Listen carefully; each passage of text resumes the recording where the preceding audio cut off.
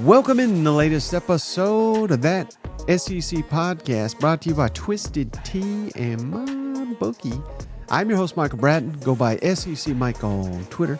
And no cousin Shane on this episode, but that's because it's a Stephen Lassan Tuesday. So we'll get to our conversation with Stephen in just a minute to preview this incredible weekend of SEC action. But a couple news and notes across the SEC before we get there. And had to start with this one. Mark Stoops asked about the Florida game, noon game. Will the energy be there? Will the fan support be there? How dare you? How dare you ask Mark Stoops a question like that? Let's kick it over to Kentucky's head coach, who gives us the quote of the year so far. Mentioned the crowd. The last time Florida played here, I think they had 8 legal procedure penalties. And I think a very sustained and loud crowd played a role in that. Do you worry that a noon crowd just has a hard time getting to that level? I have great confidence in the people of Kentucky that can get up very early and pound some beers.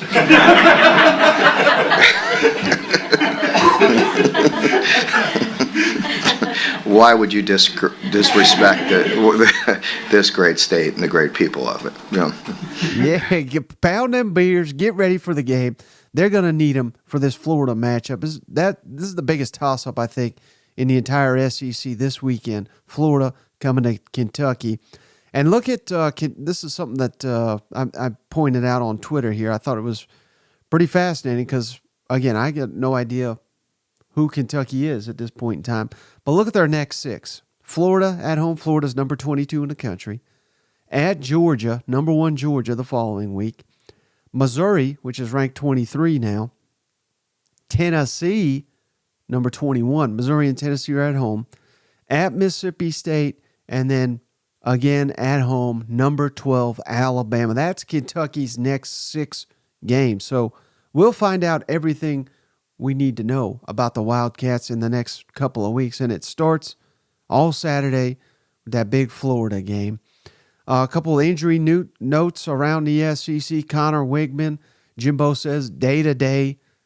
But there is some speculation that Wigman will be out. Of course, they got Max Johnson, who he did a hell of a job against Arkansas last year. So maybe no drop-off at all. I don't know how you want to break that down, but minimal, if at all, a drop-off between Wigman and Max Johnson. Sam Pittman says Rocket Sanders, they're hopeful. This is the week they can get him back. That would be huge for that A&M game. Arkansas, A&M, that could also be another game of the week type. I think it could be, it's always a weird one. A&M's owned it, but the Arkansas has come close many, many times. So can't wait for that one. And real quick here, I just thought this was interesting. Missouri fans are upset, and rightfully so, because the SEC here today announced the kickoff times and the broadcast for week 6, October 7th. So not this upcoming Saturday, but the following one. They always announce these a week, 2 weeks in advance here. LSU at Mizzou, noon. Now, at least they got ESPN, but that's crazy talk. We'll get to the rest, and I'll give you the rest of my thoughts there. Western Michigan at Mississippi State, SEC Network at noon. That makes sense. Alabama at A&M, 3:30 Eastern, 2:30 Central. The CBS, SEC CBS game of the week. Alabama at A&M.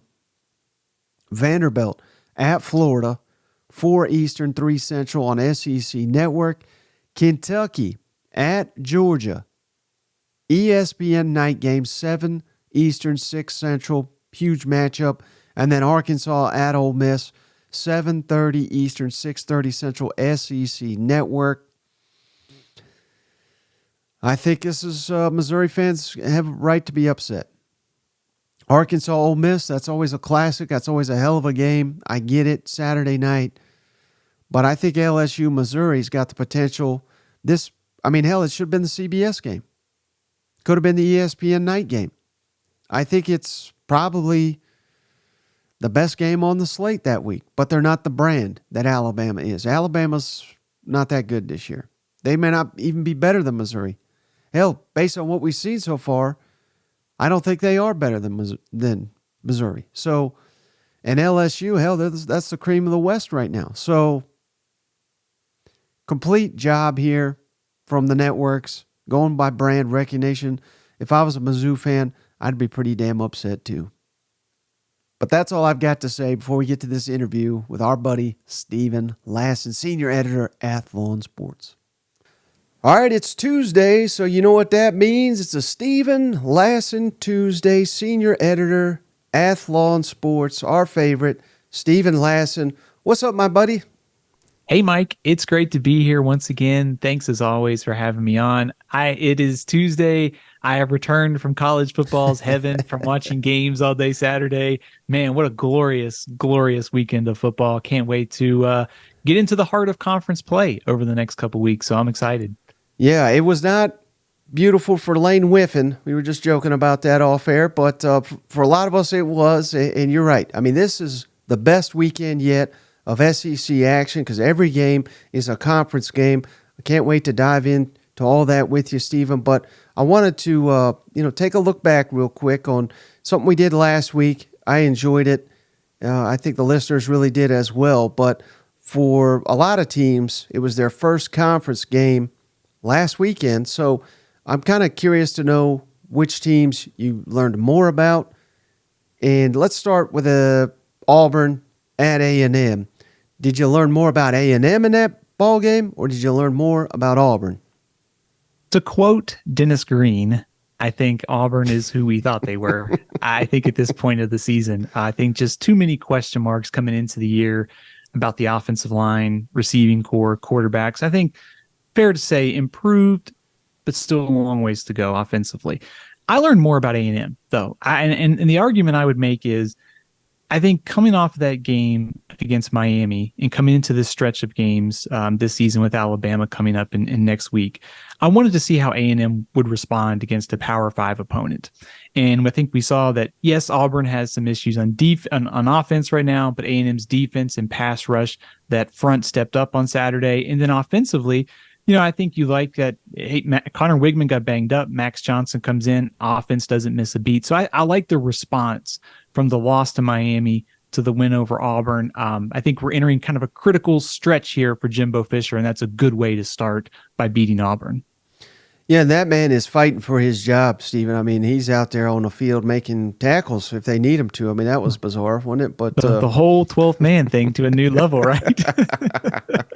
Now, LSU, Arkansas, I realize it was the second conference game for LSU, but it was the first for Arkansas. Who'd you learn more in that one, LSU or Arkansas, which lost to BYU, ugly fashion there, but responded in a big way on Saturday night? Normally, I would take the team that won, but in this case, I'm going to take the team that lost. I hate to go back to what we talk about with A&M. I like the response from Arkansas. I like the fact that they lost a game against BYU that was very winnable. They went into a road environment in Death Valley, 2 touchdown plus underdog, and went in and fought LSU to the very end. A game that they could have won, had a few things kind of went differently. There's a few small things, obviously, penalties, timeout management that you can criticize Arkansas for. But I like the response by Arkansas, and I think putting the ball in KJ Jefferson's hands and letting him go out each week and carry you to have a chance in some of these games. I just like the way that the Razorbacks responded last Saturday in a very difficult environment. Mm-hmm. Well, I already kind of teased this one, Stephen, but Lane Whiffen there, Ole Miss, their first conference game, same for Alabama. It was a must-win, I felt, for both teams, and Alabama just crushed their soul there, particularly in the fourth quarter. Who'd you learn more about, Alabama or Ole Miss? Ole Miss. I think for Alabama, we kind of know what this team is right now. I think there's obviously still some issues along the offensive line. The bully ball that they want to play is not there yet. We do know their defense is still really good, though. The question that I've been asking myself is, we know Alabama and LSU are probably still the front runners. Is there a third team that's ready to join them? And Ole Miss was the most logical candidate at this point of the season. And Alabama was vulnerable, on the ropes, and I wondered if Ole Miss was ready for primetime, basically. Were they ready to go into Tuscaloosa, win that game, and change the narrative about the SEC West race? They weren't ready. I think there are some things that you could take away from that game. And Ole Miss, I think from 2022 to 2023, Jackson Dart is a better quarterback. I think the weapons being banged up at receiver are a real problem. But the offensive line regression, lack of a running game, sort of puzzling to me why losing one starter on the offensive line and changing your offensive line coach has meant this much of a regression there. So I think the question was basically, was Ole Miss in the same category as LSU and Alabama? And I think we found out on Saturday they're not, unless they go out and beat LSU this Saturday. But they talk a big game. That's what really matters down here in Oxford. How about Kentucky-Vanderbilt, Steven? Kentucky's undefeated. They've taken care of business, but I don't have a clue who this team is. Do you? I don't. And to be honest with you, you asked me the question, like, who did you learn more, Kentucky or Vanderbilt? I almost want to give you like an incomplete here, because I felt like, I was joking with you watching this game. Kentucky jumped out to such a big lead, and I thought they got it in hand. I'm going to like kind of focus on some other ones. And then, of course, the game got a lot closer after that. So I guess I would say is I probably learned more about Kentucky. I like the fact that they went on the road and to get revenge for last year's game. They jumped out early. Vanderbilt responded. Kentucky took control late. We still don't know how good this Kentucky team is, but I guess maybe the best way to sum it up is it was a game they should have won, and they were challenged, and eventually they took care of business. So I guess we learned a little bit more about Kentucky in that game. Did anything else stand out to you from the SEC? Just anything in general? I go back to the Ole Miss game for a second here.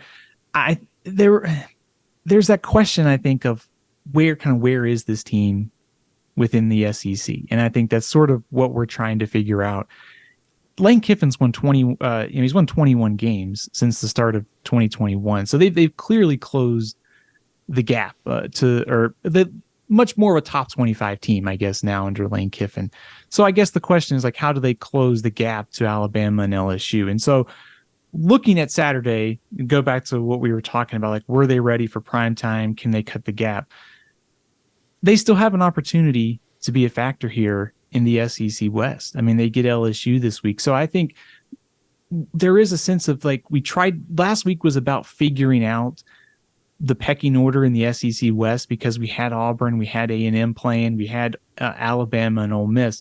So I think there is a sense of that was a loss where Ole Miss, I think, felt confident going into the game. And I was surprised at how confident Lane Kiffin felt going into that game. And to play like that, I think has to be a little bit disappointing, obviously. But at the same time, you can turn the page to this week and see that, hey, LSU's coming in. We got a chance to win this game and rebound. So I think just the SEC West race, to me, started to clear some on Saturday. And I think outside of the game in Tuscaloosa, I think South Carolina and Mississippi State was just entertaining to me. I mean, just Will Rogers. If we pause, maybe Tulu Griffin and Xavier Legette are still scoring touchdowns somewhere out there in Columbia right now. That game was entertaining. And I think outside of that, Florida, Tennessee, just taking care of business. I mean, neither team played, obviously, their perfect A game, but in a situation like that where they were favored, need to win, bounce back, kind of keep the train going for Florida, they were positive, and they just found a way to win both games. So how about Stephen Lassan's weekly stock report in the SEC? The West, you've kind of gone back and forth, Alabama, LSU. Where are you at now that we've seen LSU, I don't know if struggle's the right word, but back and forth with an Arkansas team that came to win, and then Alabama winning big at home over Ole Miss. Does that change anything? Are you flip-flopping again, Stephen, or do you still think LSU is that you had last week, I believe you said was your current favorite in the West? No flip-flopping this week. I've got LSU still at 1. I've got Alabama at 2. I think something you touched on there, and I think we kind of hinted at it. Like, I think Alabama is kind of who we thought they were, and going into that game, I think we learned more about where Ole Miss is in the pecking order of the West, and that's why I've got A&M at 3 right now, Ole Miss at 4, going with Arkansas, Auburn, and Mississippi State, kind of in that order in 5 through 7. And I sort of think the tiers are sort of starting to form. You have Alabama and LSU. Then the next question is A&M tier 1, tier 2?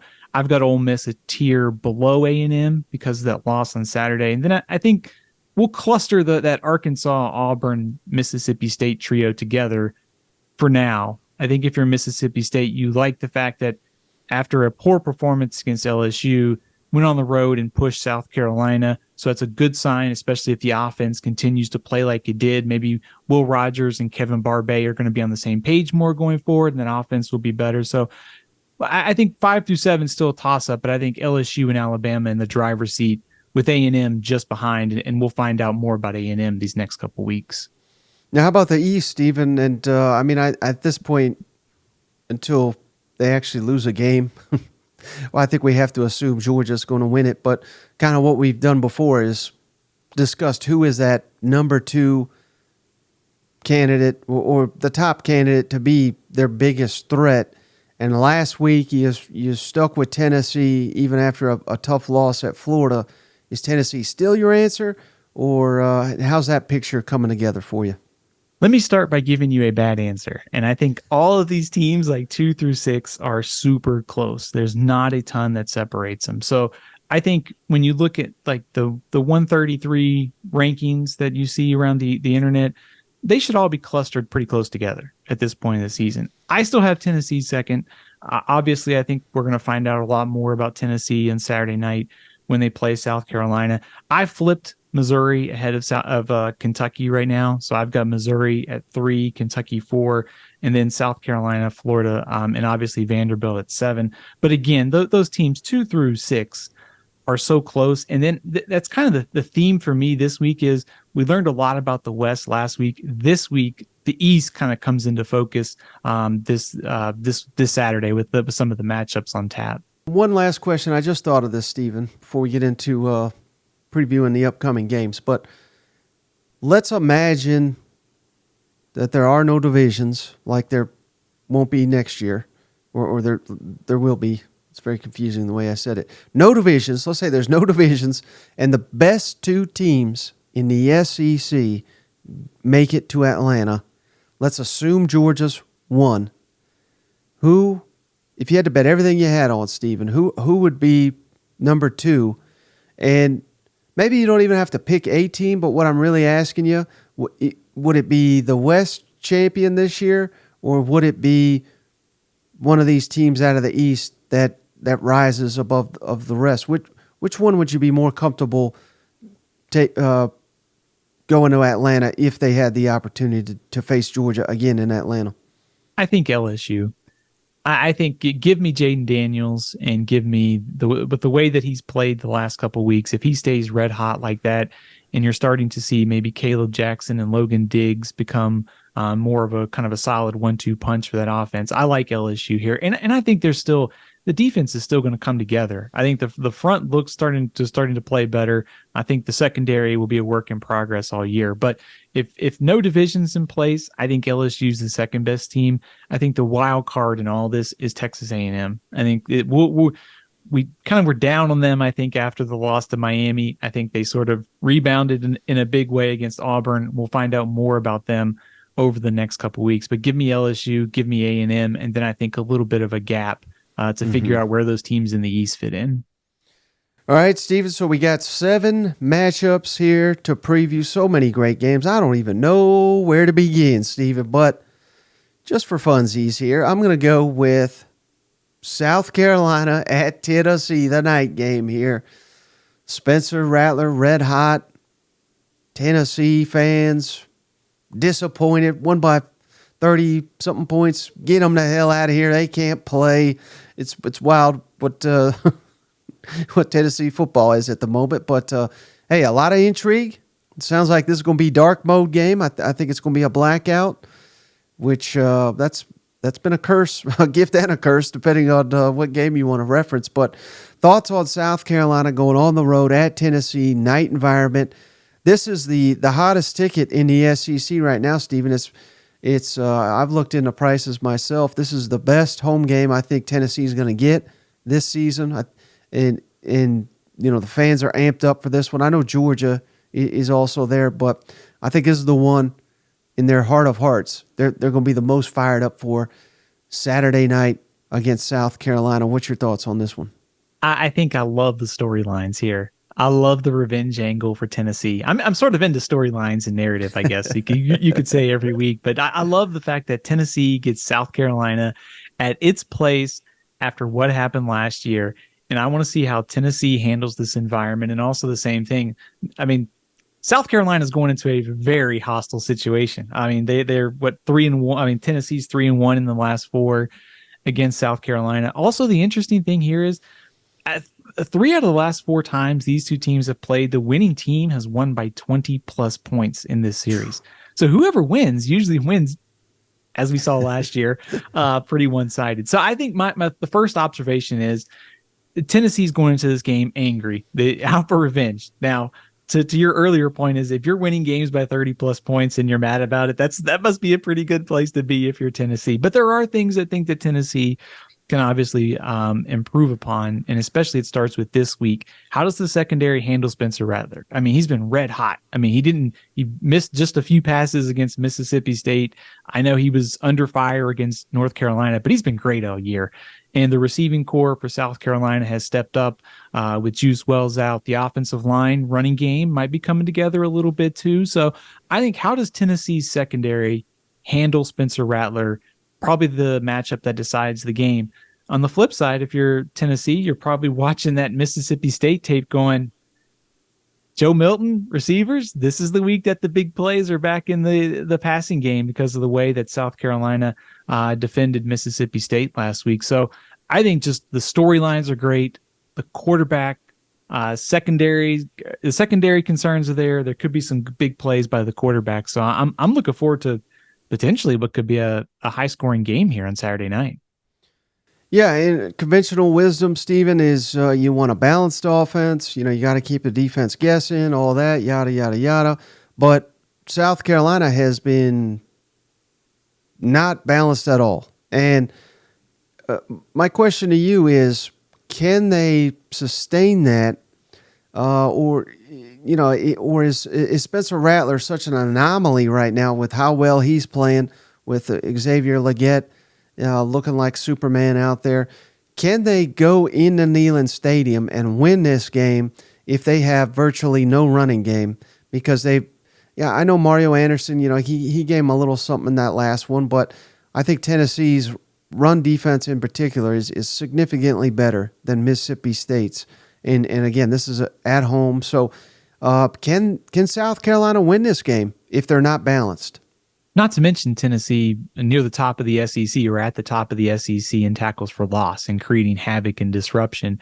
And that could be bad news for South Carolina's offensive line, which has played better. I think they're kind of shuffling some new faces in there. I think optimistically over the course of the season, it could morph into a strength. I don't want to cause any bad flashbacks for South Carolina fans, but I mentioned the word screen. One way to offset your lack of a running game is to use your short passing game with Spencer Rattler and some of your receivers. So I think optimistically, when you look at Rattler's yards per attempt, it was over 11 against Mississippi State. Now some of the big plays help that. But if you can't run it, you can sort of just disperse it using him as a point guard to the edges with his receiving core. So I think they can overcome it.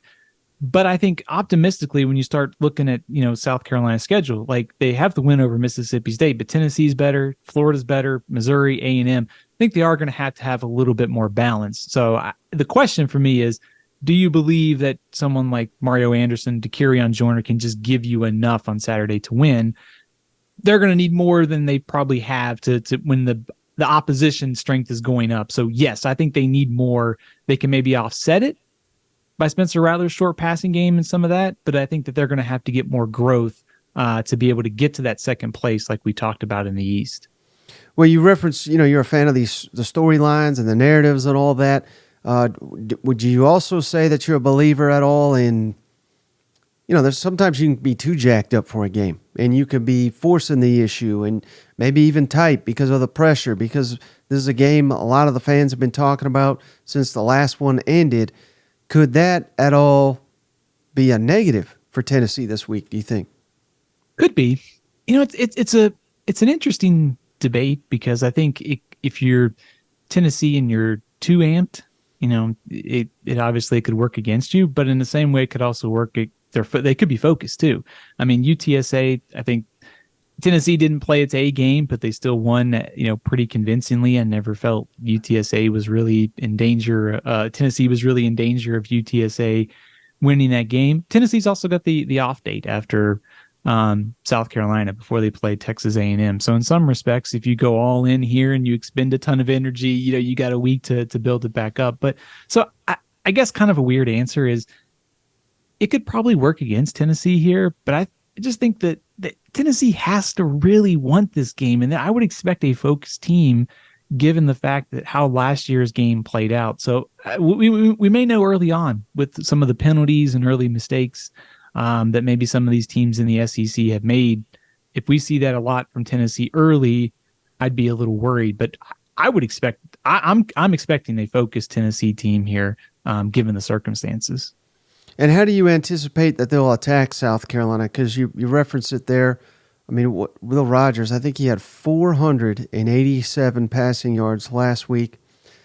Now, I've heard South Carolina fans say, well, yeah, because we were expecting to run. Well, this thing called adjustments, people. Come on, you can't let someone throw for 1,000 on you. But we saw Shane Beamer's interview at halftime, right? Like, so would you try to throw over the top like Will Rogers did, or would you use your rushing attack, which is top 5 in the country in efficiency, and South Carolina is in the 100s in defending the rush? I mean, I get it. I mean, I'm trying not to undersell South Carolina, but this seems like a really, really bad matchup for them. Yeah, I agree with you. I think, first of all, I think South Carolina can play better defensively than it did against Mississippi State, certainly. I think on paper, like everything here favors Tennessee from just a matchup. You look at South Carolina, allowed 45 completions of 10 plus yards this season. They've also ranked near the bottom of the SEC in 40 plus yards. So it wasn't just a one-off, performance. There have been some holes in the secondary, and granted, they've had some injuries there too. But I think probably one of the more underrated parts of Tennessee's team this year were the running backs. I mean, Sampson had a great game against UTSA. The other guys too. I mean, this is a deep backfield and probably doesn't get enough credit nationally. So maybe to answer your question is I see opportunities here for Tennessee on the ground and through the air. I think coming into the season, we knew South Carolina's defensive front had some issues against the run. I would probably look to attack there to sort of set up some of those plays for Milton and some of the receivers downfield that Tennessee really hasn't been landing with consistency this season. Right. And just keep this in the back of your mind, Stephen. These two are not scheduled to play next season unless they meet in the title game. So bragging rights for multiple years are on the line. I don't know if my timeline will survive this game. I'll just put it that way. I think we can expect maybe a little beamer ball, a little fake punt, kickoff return. Like I think South Carolina is going to need something like that. I think probably to win this game. I was a little surprised that the spread was so high at first, but then I think once you see the environment, you see the matchups, it's easy to understand why South Carolina is such a heavy underdog. Doesn't mean that they won't win. I think just you understand the Vegas point of view on this one a little bit clearer after you dive into the matchups. Right. Well, how about another SEC East showdown, Stephen? Florida at Kentucky.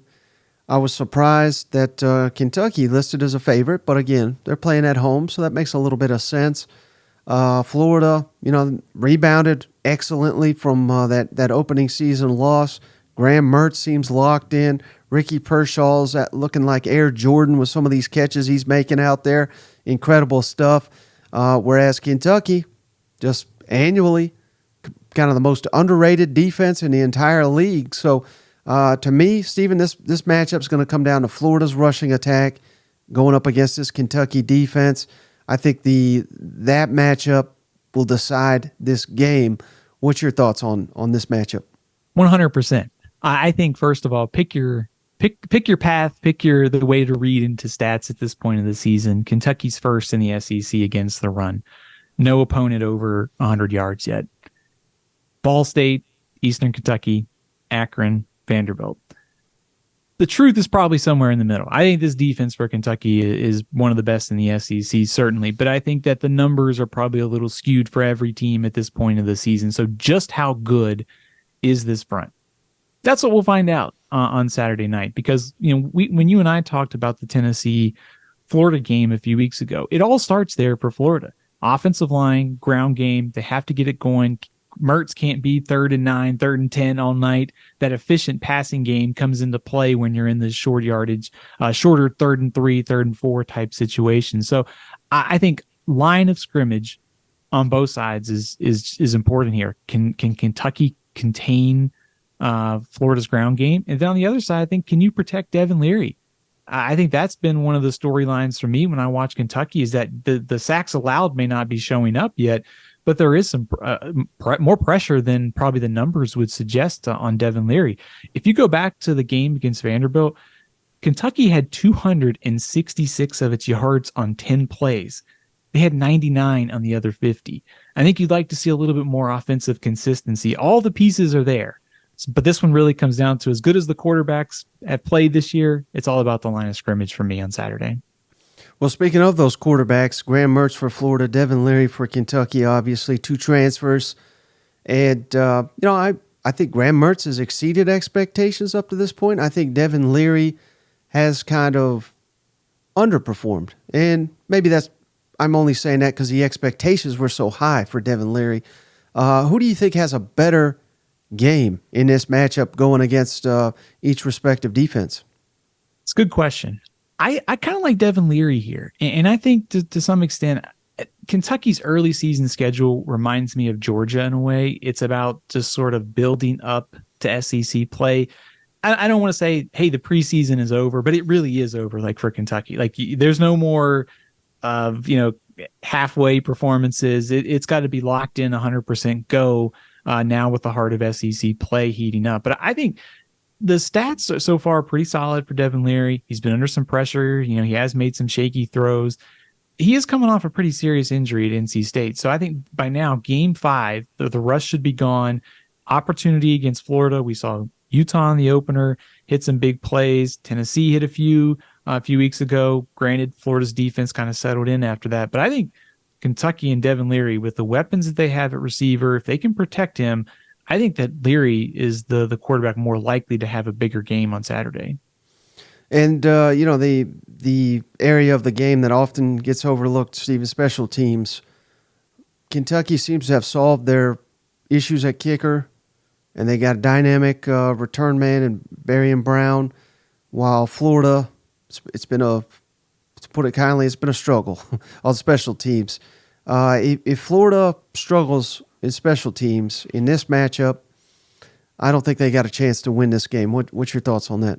I agree with you. I think, first of all, last week against Charlotte, I think if you're Florida, like, it's great that they made all those field goals and, special teams awards and all that.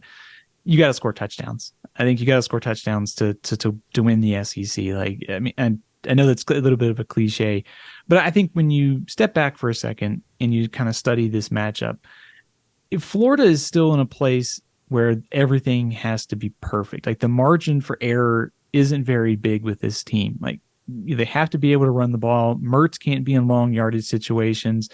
It has to be, I think, a lower kind of scoring game at this point. I think so. I think, to your point, I think Florida being the underdog here, I think they need to have a perfect day in special teams. They can't have a game like they had against Utah where penalties, bad punts are fielded, mistakes and penalties, the small things. The margin for error is so small here. And if they want to beat Kentucky, those things that we saw on the road against Utah in the opener can't happen here on Saturday. How about this matchup, Stephen? Very much looking forward to this one. But Texas A&M, Arkansas, hopefully the last time in Jerry World. Let's bring campus venues back. Let's make them great in this series. But hey, Jimbo, I don't want to say he's on a cool seat now, but he's avoided the hot seat talk. He's out here making tackles. Interesting, though, because Connor Wigman, it depends on who you talk to. He may not play. Jimbo today said he's day-to-day. So that's interesting.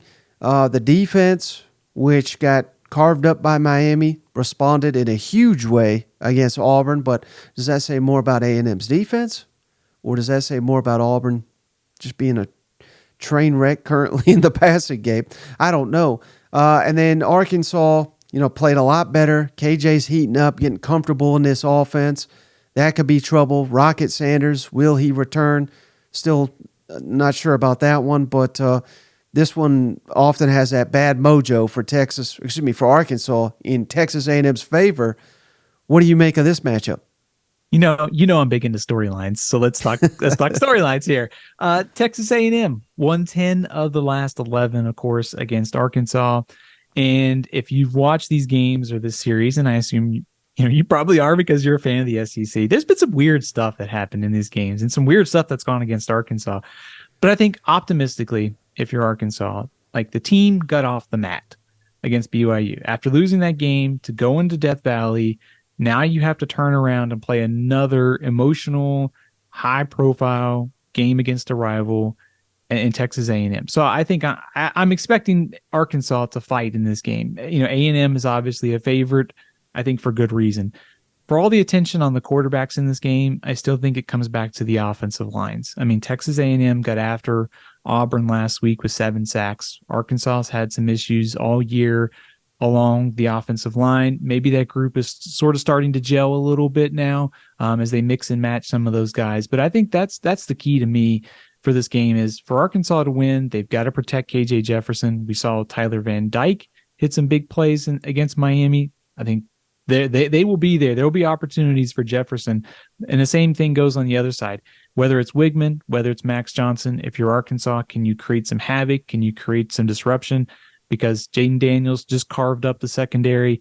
If Wigman or Max Johnson has time, they would do the same thing again with those weapons that Texas A&M has. And I think from a season narrative standpoint here, you start looking at Arkansas' schedule. I mean, this game at Ole Miss, at Alabama, I mean, this is one of the most brutal stretches for a team in this season. On the flip side for A&M, there's a look-ahead factor here.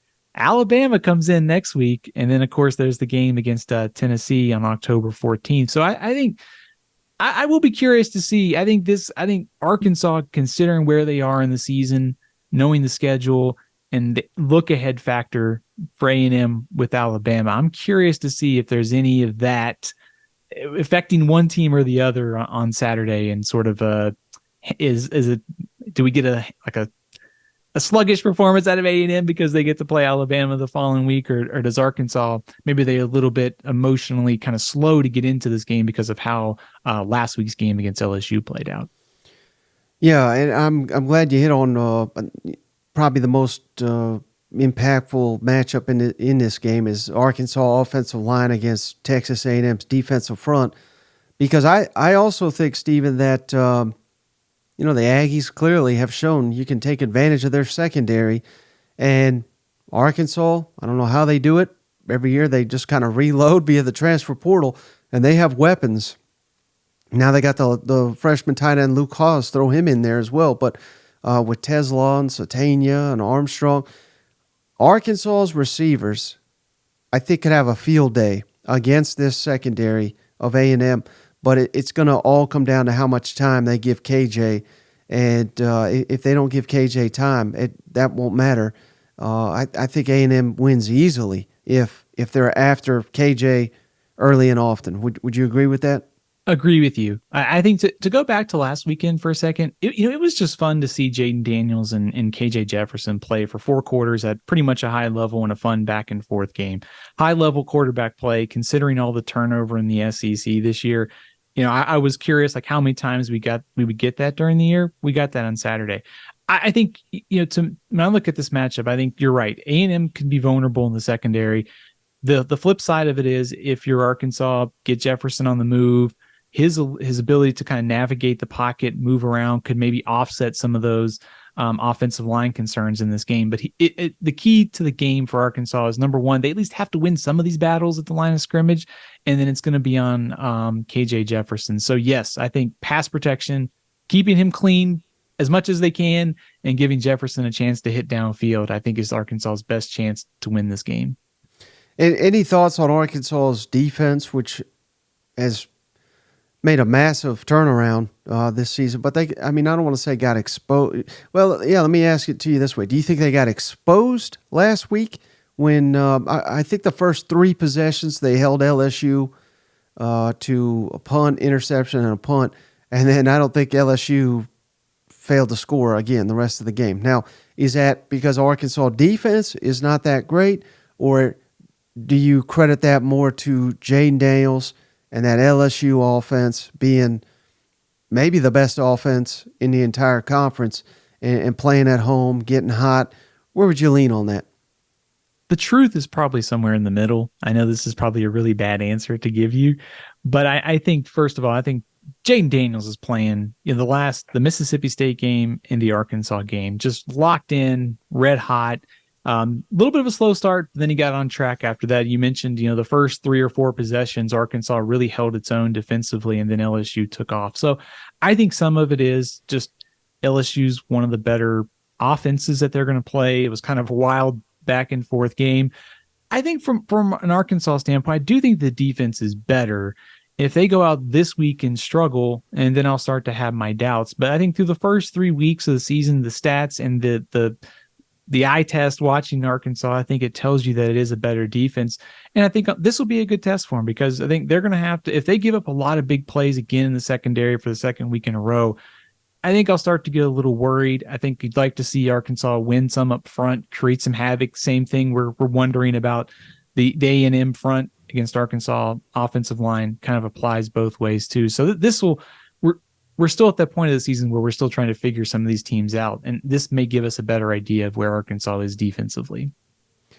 We could take a little break from the show to remind you guys that we're brought to you by MyBookie. Head on over to mybookie.ag today and hit that and use that promo code THATSEC, THATSEC, and they are willing to match your initial deposit up to $1,000, 50% instant deposit. So you can have $1,500 in your account today over at mybookie.ag today.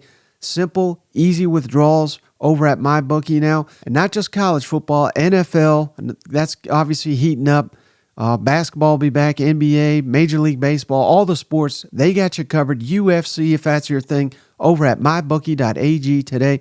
You can gamble on any of those, but the most important part, don't forget that promo code, THATSEC. They're willing to give you initial 50% deposit bonus to anybody that uses that promo code, THATSEC. There's a link in the show notes. Please, please, please sign up for MyBookie. This is the number one way to help the podcast grow this football season. Sign up for a new account.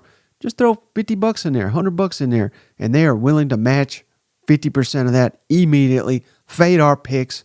Become rich as hell over at mybookie.ag today. New sponsor. Also, shout out to Rogue Shop. This week only, promo code SEC will get you 25% off your entire order over at Rogue Shop. CBD, THC, Delta 9, Delta 8. They got all the Deltas over there at rogueshop.com. Veteran owned, family owned. My buddy Richard runs it. You give him a call over there at the Rogue Shop. You got any issues, any problems, any questions, and guess what? It's going to be Richard or his wife answering the phone, helping you throughout your process here. Small business here. They got CBD. They got the cartridges you can smoke. They got the gummies. That's my favorite, the gummies there.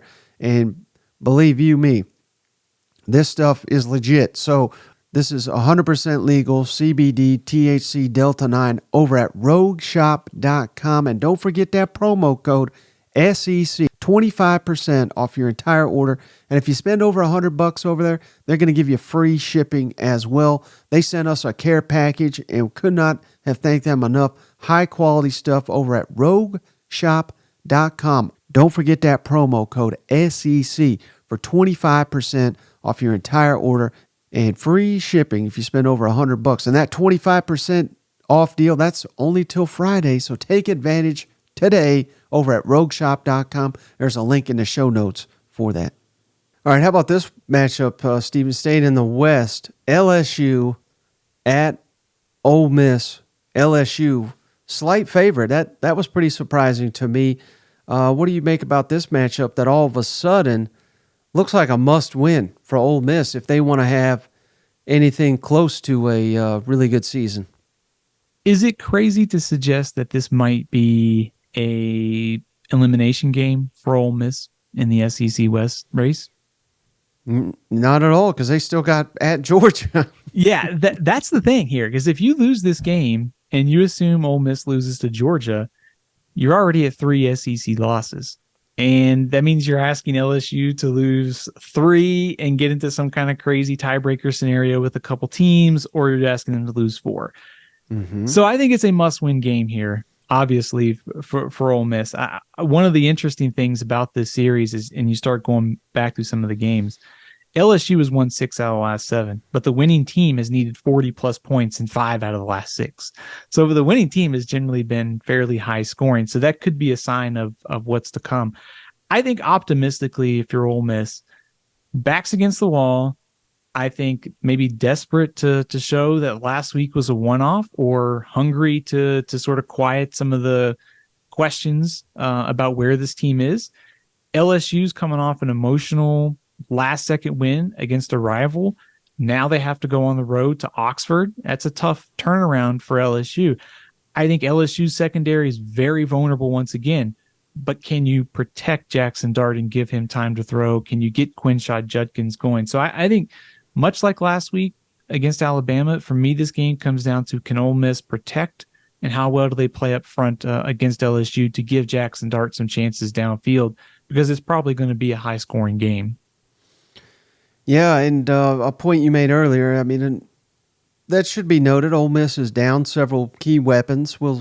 They got Prescorn back last week, the transfer tight end from Memphis. And so, yeah, I mean, they start getting those guys back. Maybe they are a little bit more potent on all, well, at least they better be, what they showed last week. But, yeah, I mean, they do have a top 20, I think, in the country pass efficiency offense. LSU's got a top 115 pass defense efficiency. So you're right. I mean, that's got to be the major advantage that Ole Miss takes advantage of LSU in this matchup. Otherwise, they stand no shot. But again, I'm just so perplexed because the entire time Kiffin's been down there, Stephen, they have been run first, and they've been elite at running the football. And they have a guy that most people consider the best back in the SEC, if not the country, in Judkins, and they can't get him going. Do you think that's holding up the whole operation here? Because Jackson Dart's making some plays. He's tough as hell, but I've basically seen enough of him, Stephen, to know that I don't think he's ever going to be a guy that you can do it all himself in these type of big matchups. I think he needs that running game. Can Ole Miss win this football game with another 70, 80-yard rushing performance? I don't think so. I think they have to be able to have some semblance of balance. Or it's just that, can Judkins break off a big play or two? To your point on Jackson Dart, on third downs against Alabama, 1 of 7 for 4 yards on third downs. That's not all on him. You mentioned they've had so many guys banged up, whether it's been Harris, it's been Franklin, it's been Prescorn. Like, there's 3 of your top projected 5 receiving options this year who have been banged up, and you got your offensive line that has not played up to its standard. It's puzzling to me how the offensive line has regressed so much. Just as I mentioned earlier, you lose one starter, you change offensive line coaches. So I'm puzzled by that, but I think Jackson Dart has improved since last year. I think he's probably one of the top, 25 quarterbacks in college football so far this year, but they have to have, Judkins is their best offensive weapon, and he has to deliver. It's not all on him. The offensive line has to play well, but for Ole Miss to win this game, Quinshad Judkins has to be way more of a factor than he was against Alabama. Yeah, I agree with that. All right, how about Georgia at Auburn, Steve? I was excited about this game till I saw Auburn play last week. Now I'm thoughts and prayers to their entire organization here, because Georgia is heating up. and Auburn is struggling. What's your thoughts? Since I'm into storylines, we'll get into two of them for this game. I think number one, I want to see Georgia put together a complete 4-quarter performance on the road and show the country why you're the number one team in college football. Like what you've seen out of Georgia in spurts, they've had a lot of injuries at running back and receiver too, and I think that's certainly impacting how their whole offense is working. But this is their best opponent that they've played so far this year. Them or South Carolina at this point in the season. So now you're going on the road, tough SEC environment. It's a rivalry. I want to see Georgia put it together. I think on the other side of things, I think if you're Auburn, you know how you stack up against A&M after last week. Now you have to turn around and play, arguably the best team in college football. So I think for Auburn, it's a little bit of like a measuring stick. It gives you an idea of how far you are compared to last year to this year to Georgia. So that's the way I'm looking at it. Like Auburn's going to need a lot to go right. We've seen some things go their way at home against Georgia in the past. They may need some of that on Saturday, but I think this will just give us a better idea of where kind of Hugh Freeze's team is. And then, like I mentioned for Georgia, let's see how they look after a complete performance on Saturday. What would your level of shock be on a scale of 1 to 10, 1 being the least, 10 being the most, if Auburn beat Georgia? And I realize it's probably going to take several turnovers and a flawless game and all this, but I'm just curious, what would be your level of shock? And I'm not trying to give away your pick, but, I mean, nobody in their right mind is going to pick Auburn to win this game. I think my level of shock would probably be a 9. I think just... I thought you'd be a little bit more kind and say an 8. You know what I mean? Yeah, I'm willing to give the rivalry angle and the road start for Georgia, like so many new pieces. Also, we'll see how do they get some guys back at running back or receiver, and of course the Georgia offensive line's a little bit banged up too. So we're still trying to figure out where Georgia is in the quest for the three-peat, and this road test is a good idea. But I mean, I suspect Georgia's defense is going to play well. And if you're Auburn and you couldn't move the ball in Texas A&M, are you going to be able to manufacture enough against Georgia? You're probably going to need to keep this game low scoring. You're going to need something maybe on defense. You're going to need to get a couple turnovers like you mentioned. It's going to take that kind of formula. I think if Georgia just comes out and puts up 17 on the board right away, man, it's tough to plot a path for Auburn to be able to come back in that type of scenario. Have you been liking what you've seen, the progression from Carson Beck? I thought last week against UAB, again, I get it, not the greatest of competition, but I thought that was his best performance to date. What did you think? Agree. Yeah, I think, was it over 300 yards, I think, for the first time this year? I think, and I hate to bring it up again, no Lad McConkey, very much banged up at running back. It seems like Georgia's trying to work around some of those issues offensively at this point of the season. So I think a guy starting his, fifth game of the season, fourth game last week, fifth game this week, I think he's very much on schedule as far as his development. The question for him, and I think Georgia will be, if they get into a tight game like this or in the SEC championship, can he deliver? We probably won't know because Georgia's just going to probably be so far ahead in all these games this year that they may not need that type of scenario until they get to Atlanta. Yeah, well, it's interesting you went there because that's right what I wanted to ask you, Stephen.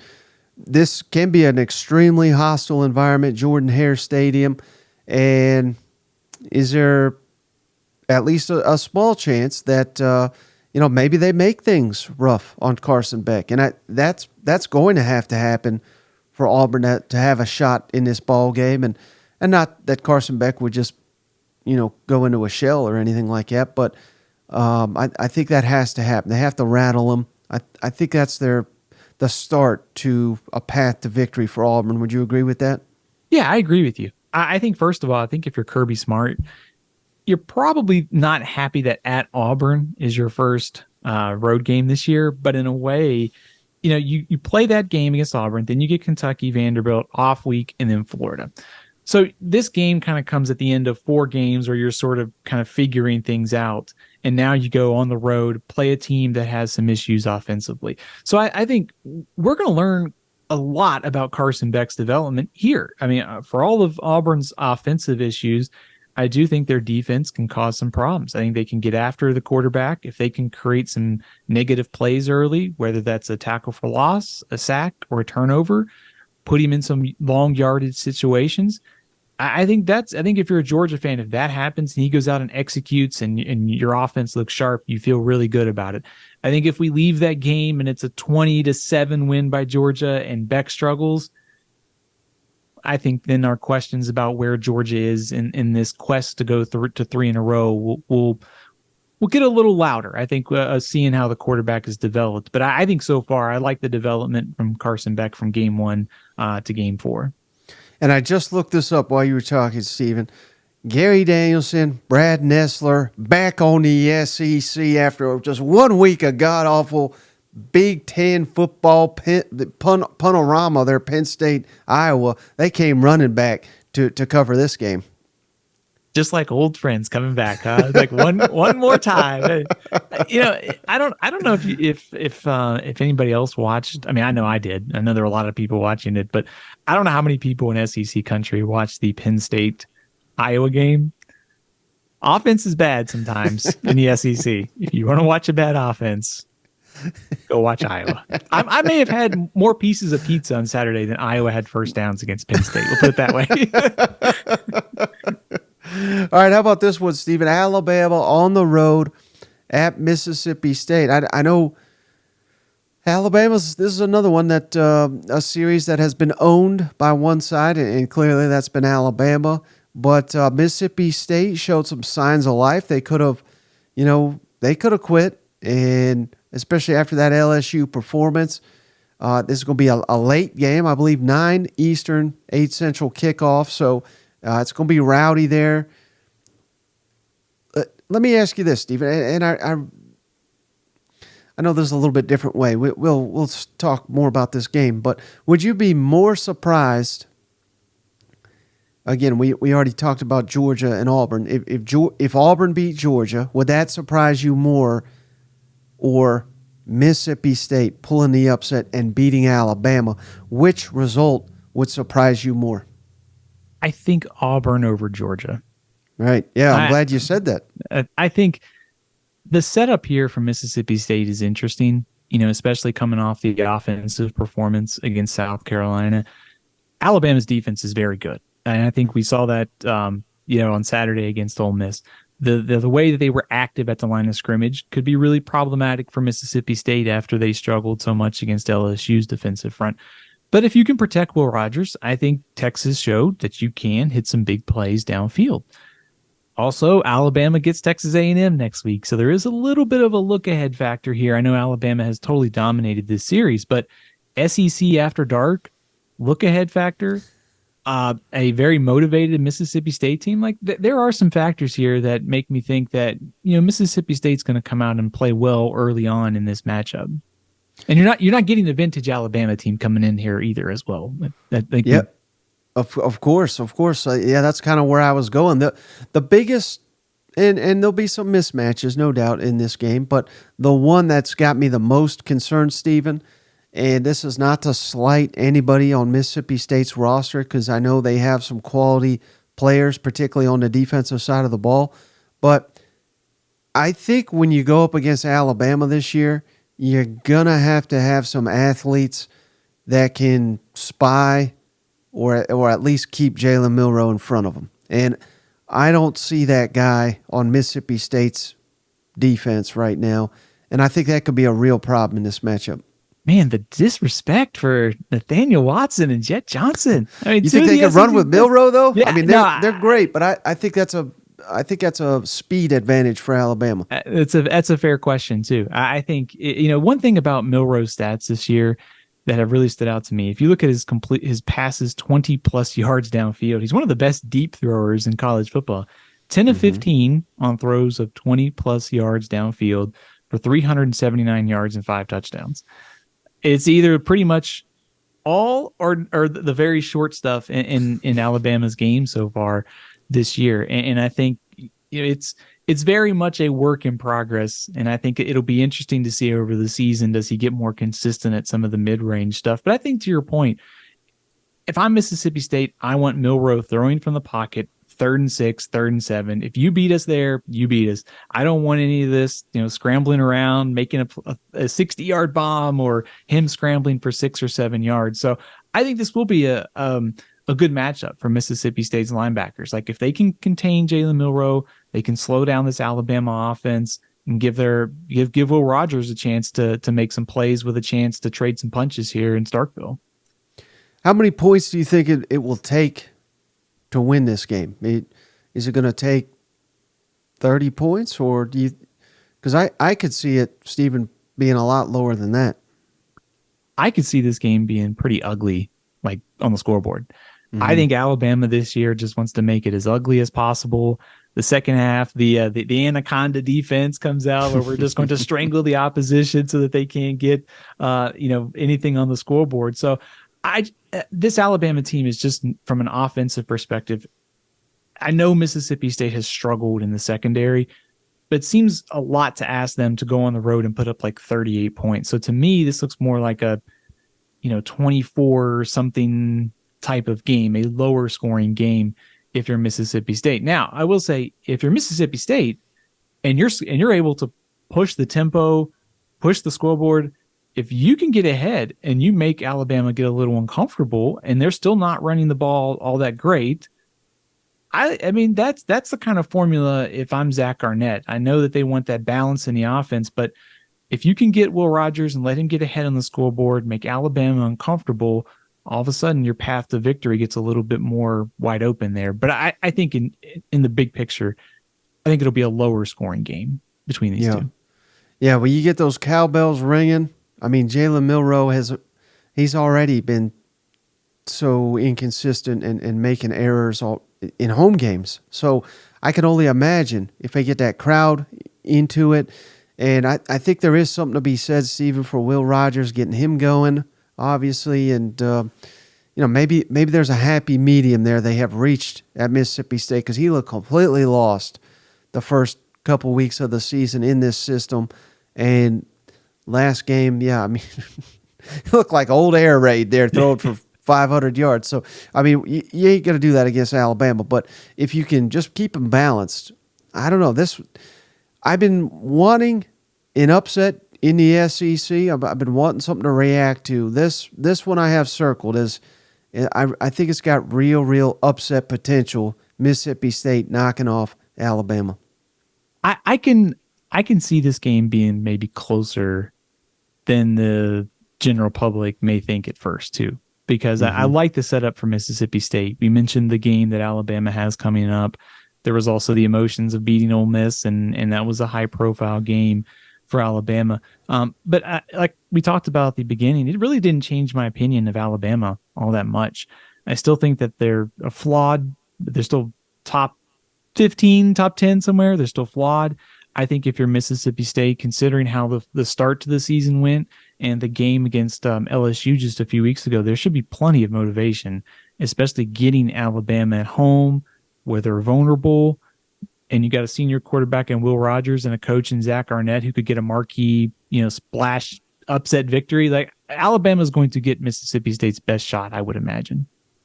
All right, so the final one, Stephen, Missouri at Vanderbilt. These Mizzou fans are all cloud nine, as they should be, but there's real danger here, Stephen, I think, of overlooking Vanderbilt, looking ahead to that big LSU game. They're hoping they get College game day. If LSU wins, if Mizzou wins, who knows? Crazier things have happened. I mean, this could be an epic showdown in 2 weeks, but they got to beat Vanderbilt first. So what's your thoughts on Missouri going on the road to Vanderbilt? I think the first thing is just survive the road trip and get out of Nashville with a victory. That's the most important thing, and set up that huge showdown next week, because I'm looking forward to that game because, a few weeks ago, we wondered about Brady Cook. Here he is. He's first in the SEC in yards per attempt, and he's second in quarterback rating, and he's had back-to-back 300-yard games for the first time in his career. The big plays, everything we wanted to see this season, he seems to be kind of developing on progress under new offensive coordinator Kirby Moore. So I think that next week, don't want to get ahead of ourselves, but next week against LSU's secondary could be a really fascinating matchup for Missouri. So I think most importantly, if you're Missouri, you think back to last week against Memphis. The game against Kansas State was a big emotional win. They could have easily let down and lost to Memphis, especially after Memphis came back in that game, and they didn't. So I think that's a good sign. Now you have to do the same thing and avoid the look ahead loss at Vanderbilt, the game that was just a 3-point game last year. Missouri's won 6 out of the last 7 against Vanderbilt. So the series favors Missouri, but Vanderbilt, as we've seen in the past, is capable of giving Missouri some trouble here. Yeah, and one guy you didn't reference there, Stephen, Cody Schrader, currently leads the SEC, and I don't know if it's I need to look this up because I say it every podcast, and I never know which it is. It's either total rushing yards or rushing average per game, but I know he's the only SEC running back averaging over 100 yards per game. So, yeah, I mean, to your point, this Kirby Moore offense is, again, I realize they've not gone up against Georgia and Florida and all these teams yet, but I mean, it's basically aces. And Luther Burden, I know we've talked a lot about him, is just so dynamic. There's a lot to like about this Missouri team, and I'm saying don't look ahead. Now I'm doing it myself. I was about to talk LSU, but I get fired up watching this team because to me, this is what college football is, Stephen. It's, every couple of years your team should rise up and have this great dynamic season, and it feels like that's what we're getting in Missouri. And we got to remember, this is 2-3 weeks ago. We're about ready to fire old Drink. Now he may be SEC Coach of the Year. You know what? Yeah, I mean, you and I were talking. We were getting the Missouri hot board ready. We were. I'm just kidding. No, I think what you said is 100% right. You look at Eli Drinkowitz's tenure at Missouri, and it's like 6-7, 5-5. You can live with the kind of 6-7 win seasons if the payoff is 8-4, 9-3, or even better. And it's going to get harder in the 16-team SEC for sure.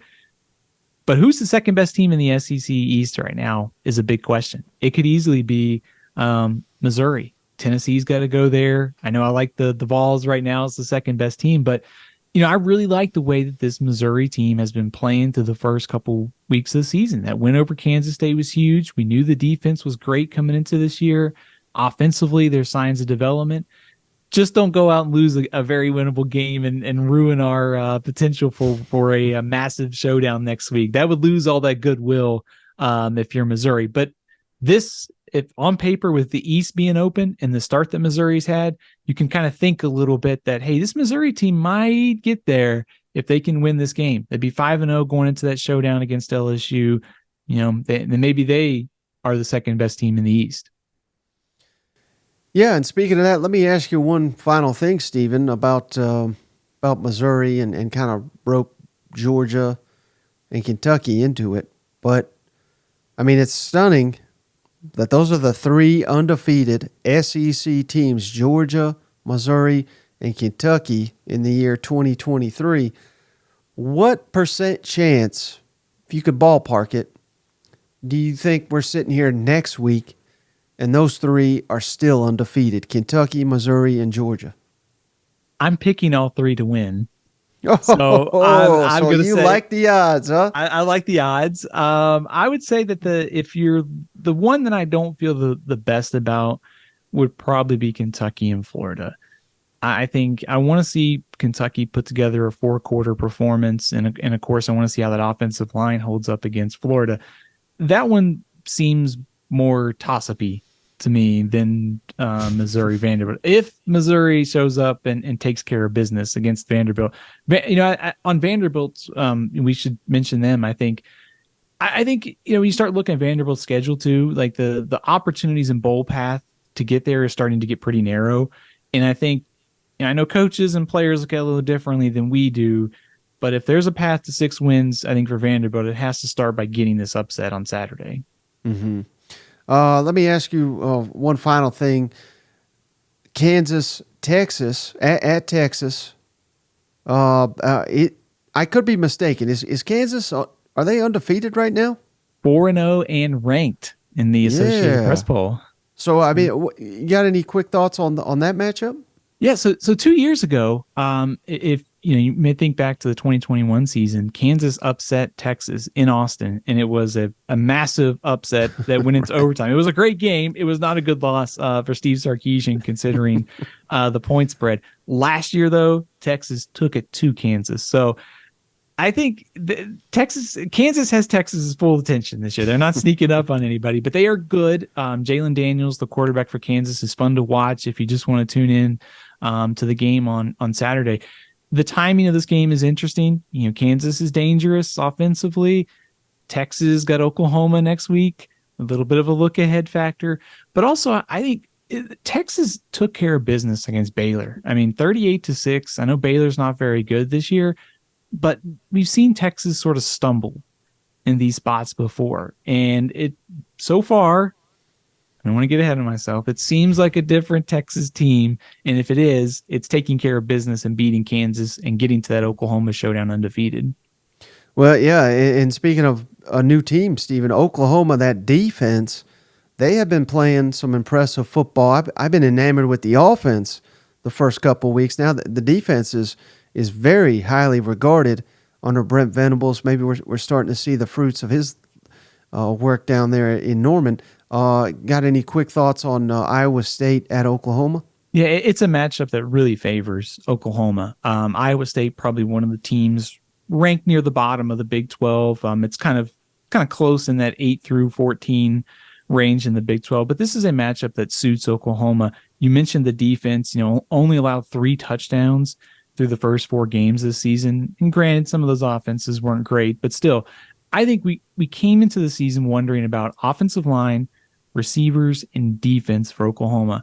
I think so far, all of those have passed the test. Now take care of business against Iowa State and set up that showdown against Texas in next Saturday, and for what should be a pretty massive showdown between two, one top 5 team and potentially one top 10 team by next week. Any closing thoughts, Stephen, as we look ahead to the weekend? I mean, I just can't wait for it. Where half the league is going to be pumping their chests, the other half's going to be cursing me all Saturday night long. I can't wait for it. I think the good news, Mike, is that it's conference play, so the SEC doesn't have to take any non-conference losses. And to say, you can't say the SEC sucks this week because they're all just beating up on each other. So I say it a lot, but I love conference play because these teams have played each other so many times, through history, and we're starting to get a better idea of kind of where these teams are. So I always enjoy, love non-conference play, but conference play is by far my favorite. And I think we talked about it earlier too. The West was the focus last week. Now it's the East, and I think we'll start to find out a little bit more about some of these teams, especially this week with Tennessee, South Carolina, Florida, and Kentucky. So I'm looking forward to learning a lot more about some of these teams that have played pretty favorable schedules to start the year. Yeah, it kind of reminds me. I don't think they still do this, Stephen, but the networks, they used to be like Separation Saturday, and like as cheesy as that is, this feels like a Separation Saturday. It's not going to define who wins the conference by any means, but I think it'll start to clear the picture of who's legitimate and who's not in terms of the contenders in each division. So in a weird sense, it kind of is a Separation Saturday, if that makes sense. For sure. We only get 12 of these Saturdays during the regular season, and each one of these Saturdays produces data points that are sometimes confusing, sometimes clarifying, and sometimes they're maddening because we don't know what to make of them. And what we see, like Kentucky's a perfect example of this. I have no idea what to make of Kentucky. I've got them just outside the top 25. They could either take care of business against Florida and be ranked next week, or they could lose, and we're sort of shuffling what that means. So I think we can't say this too much longer, but we're learning more about these teams. And I think this Saturday gives us a good idea about some of these teams that have played pretty favorable schedules so far. Yeah, absolutely. Well, Stephen, before you go, can you remind the audience where can they find you? Where can they follow you? Absolutely. So every week you can listen to me on the Cover 2 podcast by Athlon Sports. It comes out on Wednesdays. We preview the entire country and the SEC as well. So Cover 2 podcast, you can check it out all of wherever you get your podcast at, whether it's Spotify or Apple. You can follow me on Twitter at Athlon Steven. You can follow me on YouTube, all CFB 365. I'm also on Facebook, Instagram, Threads, TikTok, Stephen L. CFB. All right. Well, thanks again, Stephen. It was a tremendous conversation. Can't wait till next week. Absolutely. Thanks as always for having me. All right. So just will say thanks again, Stephen, for joining the show. Always appreciate our time with Athlon Stephen. Give him a follow. Listen to his other shows. He's one hell of a guy, and I call him the college football encyclopedia for a reason. Nobody does his homework like Stephen Lassan. He adds true value to the show each and every week. Cannot be more thankful for that. So, hey, that's all we got on this episode. Cousin Shane will be back on the next episode to break down all this SEC action. Cannot wait. Thank you to each and every one of you for continuing to support the show. We really do appreciate it. Take advantage of the sponsorship opportunities to help the show stay independent. But that's all I got. Oh, and while you're at it, give us a 5-star written review. Subscribe on YouTube. We'll send you a beer koozie free of charge just for doing that. Reach out to us at thatsecpodcast@gmail.com. But that's going to do it. We'll catch you on the next one.